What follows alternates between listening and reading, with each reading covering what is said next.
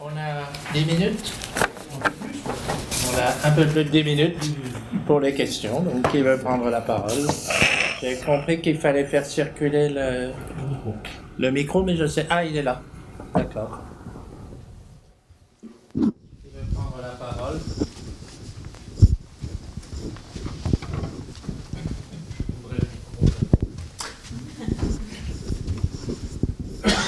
Tenez.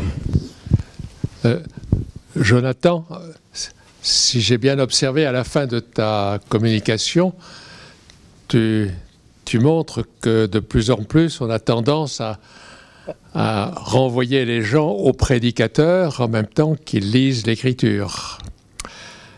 Dans ces années-là, ça tourne autour des années, disons, 1530, est-ce qu'on peut voir là une sorte de réaction à ce que l'on dit des pratiques anabaptistes en Alsace et aussi du côté de Zurich et dans le Jura, c'est-à-dire deux régions qui sont par voie personnelle et par voie de livre très liées aux Français.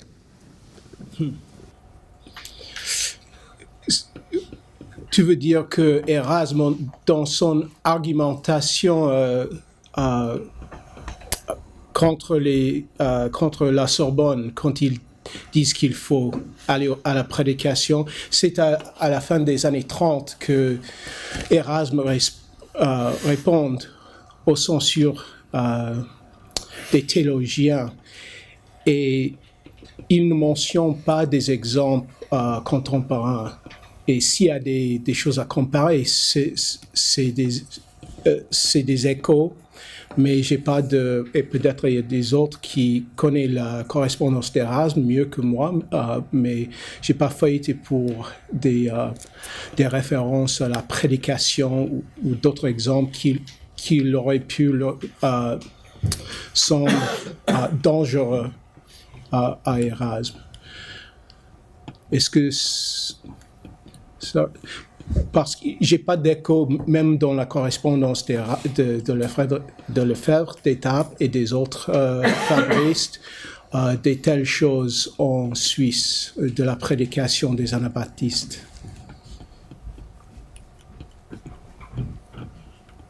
Autre intervention? Une seconde. Ah oui, il y a un micro. Il faut enregistrer. Oui, c'est une question pour Christine Bénévent. J'ai été intéressé par le fait que finalement c'est par un adversaire d'Erasme que le roi connaît Erasme en quelque sorte, c'est-à-dire qu'il a en partie. Hein, bon. Mais est-ce que vous pouvez nous en dire un peu plus sur les raisons qui poussent Alberto Pio, à partir de quand, à s'en prendre comme ça à Erasme? Parce que là, j'ai pas en tête, j'ai pas la biographie d'Alberto Pio. Je sais qu'il était un actif négociateur en Italie. C'est-à-dire, c'est à partir de quand il commence à s'en prendre à Erasme? Est-ce que c'est quand il est en Italie ou c'est à son retour en France? Alors, il y a des allusions probables à Alberto Pio dans la correspondance d'Erasme dès les années 20, où il se plaint qu'il le dénigre auprès des cardinaux à Rome. Et ça, il fait vraiment partie des anti-érasmiens qui tentent de convaincre la curie romaine d'aller contre Erasme. Et c'est vrai que sa proximité, enfin alors il a été mécène, je ne voudrais pas dire de bêtises, mais de l'atelier d'Aldemanus, il connaît bien Aléandre, ils sont très proches. Et Erasme les associe d'ailleurs au début non, puis à un moment ça devient le couple infernal. Et donc c'est vraiment une opposition ancienne et très liée à tout un milieu italien qui développe un discours anti-érasmien qu'a bien étudié Silvana Seidenmenki dans son livre, à qui je suis très redevable d'une partie des éléments que je donne ici.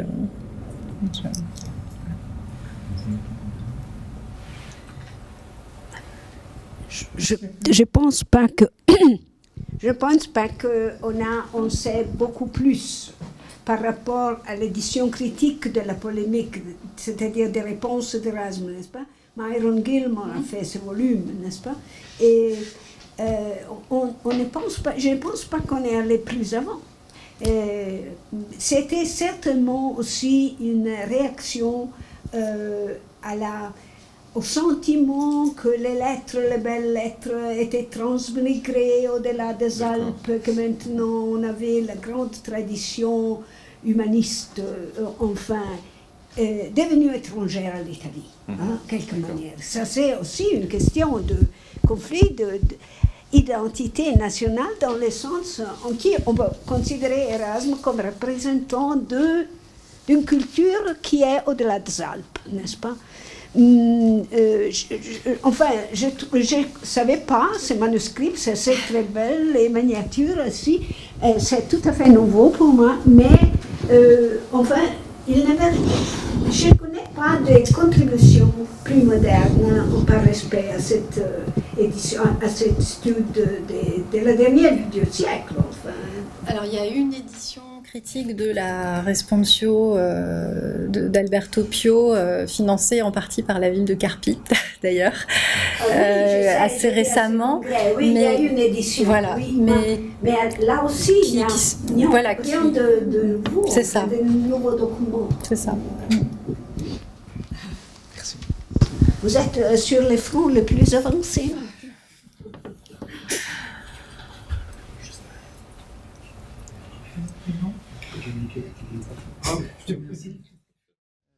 Bon, moi j'avais des questions en rafale, hein. Je vais essayer d'être bref, pour d'ailleurs les orateurs et les précédents.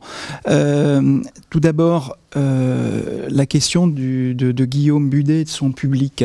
Tu as évoqué cette lettre du mois de mai, je crois, hein, du mois d'avril d'Erasme, dans lequel bien sûr il sollicite Budet, il dit voilà, jette un œil, critique, mais surtout ne rend pas public ton verdict, ton jugement. Visiblement, Erasme craint une réaction. Qu'est-ce que c'est que ce public? Est-ce que, par hasard, est-ce que c'est le public, les hellénistes de Paris? Est-ce que ce sont les humanistes italiens dont on a parlé? Est-ce qu'on a une idée un petit peu de ces prêts? Voilà. Donc, je voudrais livrer les deux autres questions très, très rapidement. L'autre pour Jonathan, sur les rapports entre l'évangélisme et l'érasmisme. 1523, je crois que c'est aussi le moment où Bâle réédite les commentaires introductifs des évangiles. Hein. Est-ce qu'il y a pu y avoir une influence de cette édition fabriste sur les éditions bâloises d'Erasme? Je me pose la question très naïvement, parce que j'ai observé simplement, alors vraiment, hein, c'est le Candide, hein, la présence dans les éditions mineures, hein, qu'a présenté Silvana, et notamment chez Kratinder, hein, de tables de concordance, qui sont aussi un des éléments, une des caractéristiques des éditions de Lefebvre, hein, dans ses commentaires. Hein. Est-ce qu'il y a pu avoir... bon, je ne sais pas, c'est une question très large. Et puis alors, la dernière question pour Christine Bénévent. Hein. Si on caricature, si on simplifie, là, donc, dans l'anti-érasmisme de Pio, on a un amalgame. Hein, donc, Erasme égale Luther, vraiment pour simplifier. On a un autre amalgame en Sorbonne dès 1523, Luther égale Lefebvre, pour les raisons de traduction de la Bible, et puis aussi sans doute l'histoire des trois Madeleines. Est-ce que c'est là encore deux milieux anti-érasmiens, finalement, qu'on pourrait distinguer ainsi, ou finalement non, les uns et les autres se rejoignent? Est-ce que Pio finalement reprend aisément les arguments de Beda? Voilà pour ces questions en rafale. Je vais répondre d'abord. Non, vous pouvez le faire. Merci, mais je regarde les notes. Je ne sais pas si j'ai mal dit la chose, mais la lettre du 1er mai, donc c'est une lettre de Budet qui présuppose une lettre d'Erasme. On a déjà une lettre, je crois, d'avril. Hein. Voilà, qui est perdue, tout à fait. Enfin, forcément avril, puisque la date de la réponse de Budet, c'est le 1er mai. Donc elle est forcément... Enfin, je me souviens d'une lettre dans cet échange de correspondance entre avril et mai. Non, par contre, il y a une lettre du 26 novembre 1516, donc après la publication, où Budet promet, mais ça on ne sait pas, promet de nouvelles notes sur le Nouveau Testament pour alimenter les travaux d'Erasme, une future édition. Voilà, alors après... Non, il y a une lettre qui est perdue, et on commence par la lettre de Budet. Alors j'en profite pour dire que ces premières lettres de Budet n'apparaissent au départ que dans le recueil d'Erasme. Budet, dans son recueil de 1520, ne les inclut pas parce qu'il dit que ça a déjà été publié, donc je ne veux pas donner l'air d'étoffer ma propre correspondance avec des choses déjà publiées. Donc c'est peut-être un élément pour montrer que sa renommée date du DAC plus que des annotations au Pandect, qui reste un peu une œuvre pour les spécialistes et puis une sorte de gloire locale pour les Parisiens, puisque c'était leur grand homme qui avait produit ça. Mais voilà, ça ne va pas au-delà. Merci. Les liens entre les écrits d'Erasme et puis Lefebvre, si on prend le Nouveau Testamentum et puis le commentaire de Lefebvre d'Étaples qui date de 1500 en premier sur les écrits, sur les épîtres de Paul, 1515, 1522 sur les évangiles, d'abord à Paris, oui, l'année prochaine à Bâle, et puis c'est écrit en 1524 sur les épîtres catholiques, mais ne sortent pas qu'à Bâle en 26 ou 27 à cause de la pression sur Paris contre les fabristes.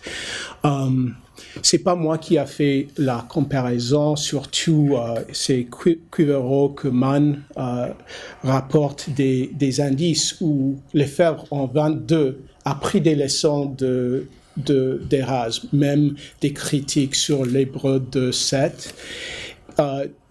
Dans son commentaire de 22, et également, il rapporte ces leçons, il me semble, dans la traduction de la Bible des épîtres de 23. Donc, il y a une forte relation entre leurs travaux bibliques derrière et il y a quelque chose d'autre. Vous avez parlé de la mise en page des différentes éditions. J'ai trouvé que la mise en page et tous les apparatus dans les commentaires de Lefebvre, ils sont différents. Dans les éditions de Paris, de Bâle, c'est une question s'ils ont des différentes manières de mettre tous ces éléments de texte, commente, glosse sur les mots. C'est peut-être une autre manière de travailler sur ces écrits, mais il n'y a pas beaucoup de monde qui travaille sur les commentaires de Lefebvre d'Étaples, malheureusement. Et c'est pas moi-même, je n'ai pas des compétences pour de tels travaux. Alors, je ne me sens pas très compétente pour répondre à votre question, mais il me semble quand même, d'ailleurs Erasme le dit, qu'il souligne que Pio n'est pas théologien mais se prend pour un théologien. Moi, ce qui m'a frappé, on parlait des mises en page justement, c'est l'effort qui est consenti au niveau de la mise en page de ce texte dès l'imprimé pour que ce soit accessible, que ce soit facile. On peut y entrer par la table des chapitres, il y a des lettres qui signalent chaque chapitre en marge, donc on peut vraiment aller picorer comme on veut. Dans les 23 livres, il y a un index, et là Erasme dit, voilà, parfois quand on lit un peu plus loin que le titre, on va lire l'index, et ça c'est aussi terrible. Et donc moi, j'avais un peu l'impression que, c'est peut-être un peu une façon pas très élégante de formuler les choses, mais que la critique de Pio, à la limite, elle vise un public plus aristocratique ou mondain, si j'ose dire, que ce que visent les théologiens de la Sorbonne. Justement, à ma connaissance, on n'a pas de traduction, on n'a pas d'effort pour porter le débat sur une place un peu plus large. Enfin, oui. Et là, il y a le principe de la correction fraternelle d'abord, qui inspire oui, la voilà, Sorbonne. Donc moi, je vois plus la différence dans le statut de ceux qui débattent que dans des... Enfin, la pratique de l'amalgame, en tout cas, est assez bien répandue, ça, je crois que... C'est vrai que c'est difficile. Non, je me demandais,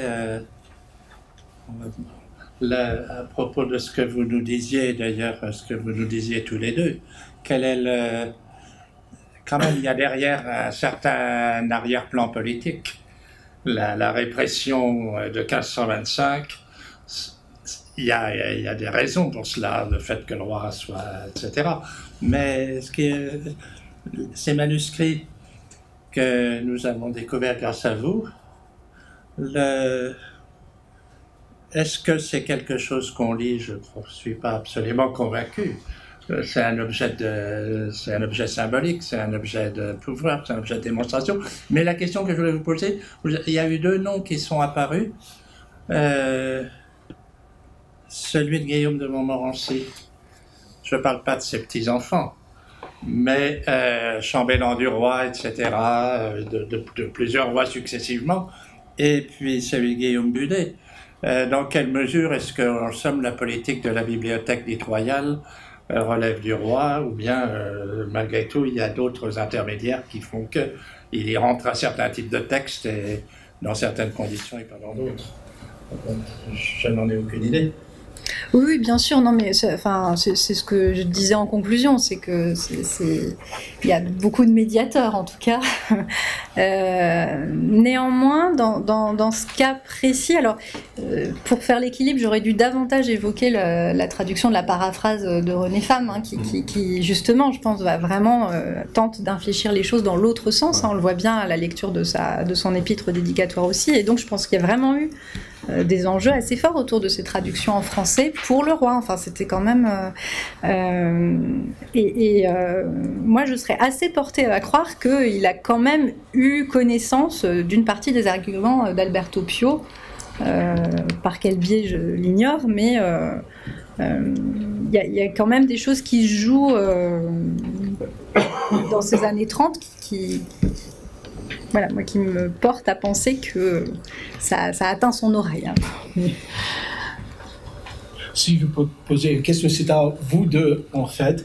On sait qu'en 1525, après la défaite de Pavie, la première chose que Marguerite de Navarre qu'elle fait pratiquement, c'est de faire envoyer vers Anne de Montmorency une copie des évangiles traduits par Lefebvre. Et elle a demandé de donner au roi et de le prier de les lire en manière d'oraison, comme en prière, et que ça va lui soulager pendant sa captivité. Et je me demande si c'était en manuscrit ou en imprimé, si ça existe toujours, on peut trouver trace, ou si Montmorency l'a jeté dans la poubelle ou vraiment donné au roi. Mais est-ce que vous avez trouvé trace dans vos travaux ça c'est une geste de faire montrer au roi dans toutes ces batailles autour des Écritures saintes, elle a donné sa copie à son frère à ce moment assez fort dans sa vie. Moi, j'avoue que non, mais je n'ai pas du tout... Enfin, je suis restée centrée sur Erasme, et il faudrait que j'élargisse, enfin... Oui, il y aurait beaucoup de choses à dire, mais ce serait sur l'année de Pavie, donc je préfère qu'on reste sur Erasme, parce qu'on dit aussi qu'il lit Luther quand il est en Espagne, ce qui quand même est un peu surprenant. Et en même temps, quand Marguerite de Navarre se rend en Espagne, elle court tous les couvents de la capitale, et la guérison du roi est attribuée par Marguerite de Navarre à l'évangélisme du roi en quelque sorte, mais tous les autres récits insistent plutôt sur l'Eucharistie, c'est-à-dire sur un miracle eucharistique. La guérison royale serait un miracle eucharistique en quelque sorte. Donc chacun veut faire parler le roi. Viret a dû publier la même année un ouvrage avec une épître dédicatoire au roi, enfin bon, avant qu'il soit vaincu, mais donc tout le monde aspire à voir le roi se convertir. Moi, la question que je voulais vous poser, c'est purement de la curiosité. Dans l'épître à Guillaume Montmorency, il est fait allusion aux origines chrétiennes de la famille. Est-ce qu'on évoque Denis l'Aréopagite, Lisbus ou pas encore dans cette épître dédicatoire? La transcription complète se trouve dans le catalogue rédigé par le duc d'Aumale au XIXe. Okay. Mais en fait, il évoque le fait que dès que Saint-Denis est arrivé en France, la première famille... c'est déjà chez Guillaume. Moi, je croyais que c'était un peu plus tard, avec Forcadell, etc., que c'était développé. Bon, bah écoutez, voilà. Je corrigerai un article.